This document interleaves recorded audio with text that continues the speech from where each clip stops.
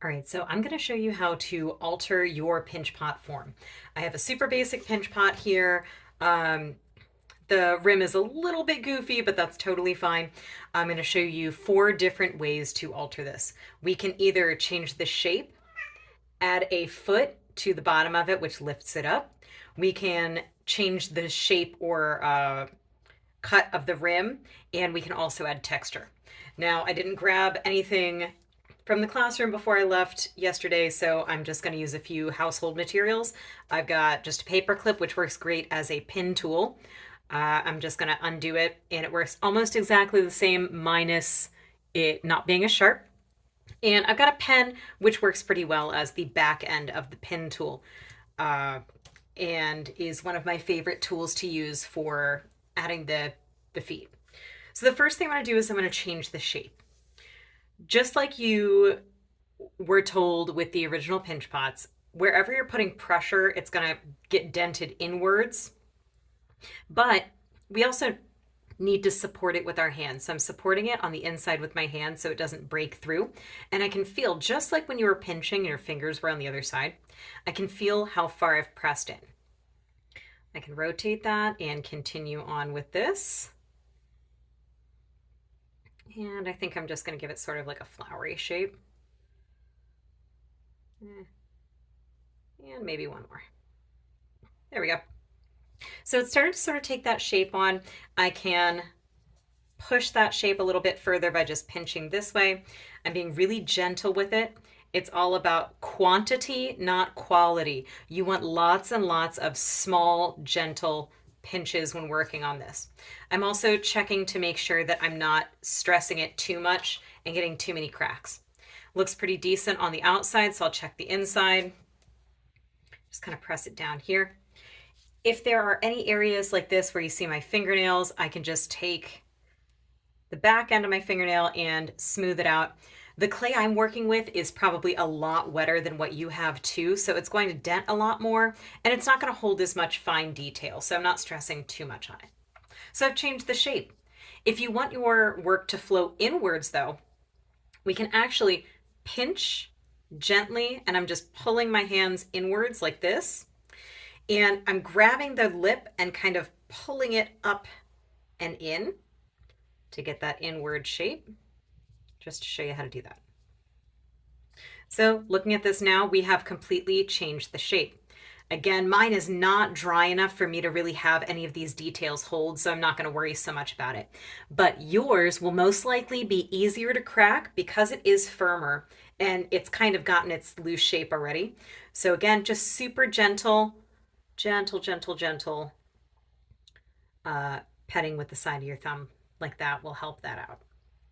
Now, the next thing that I could do, and you can do any of these, you just need to do one, is I can add a foot.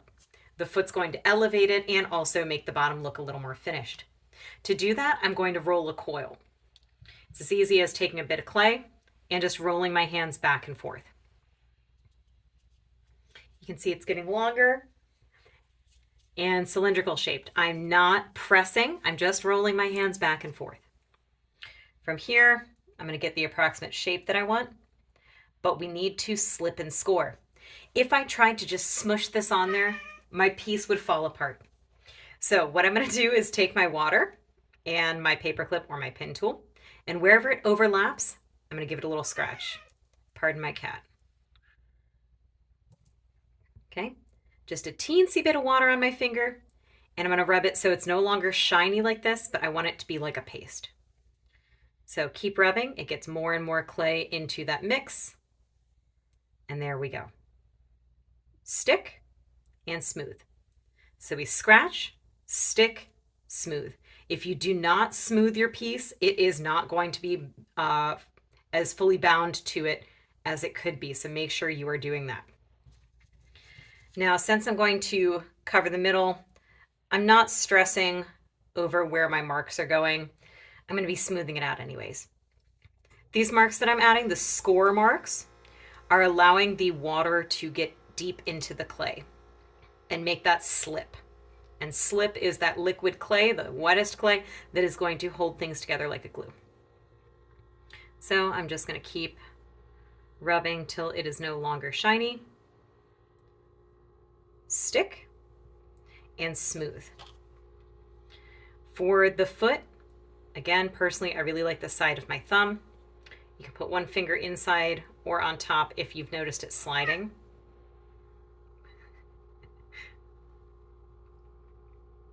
Just like this. If you've already written your name and the teacher code on the bottom, don't worry, we can always rewrite that. Now the hardest part is going to be to get on the inside. From here, I like, again, the back of a pen or a colored pencil or the pen tool.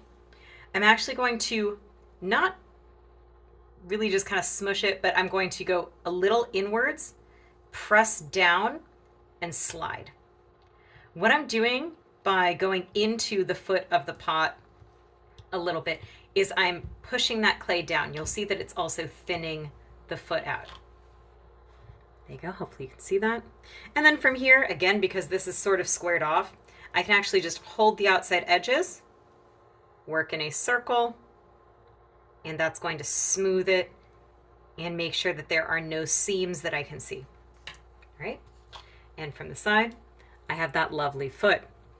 A gentle tap like this just to make sure it stays up. The next step would be texturing.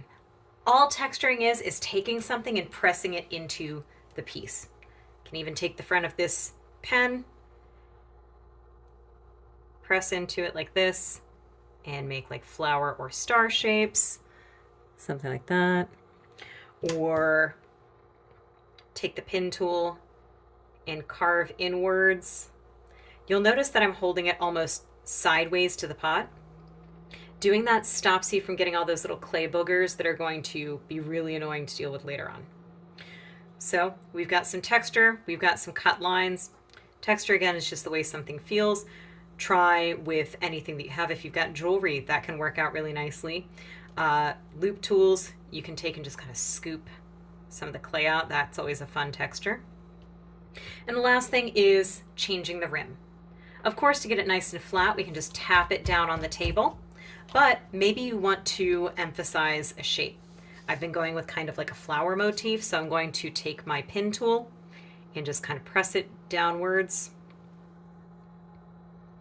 into here and cut that shape out. Now you can do any of these, you can do all of them, it's entirely up to you.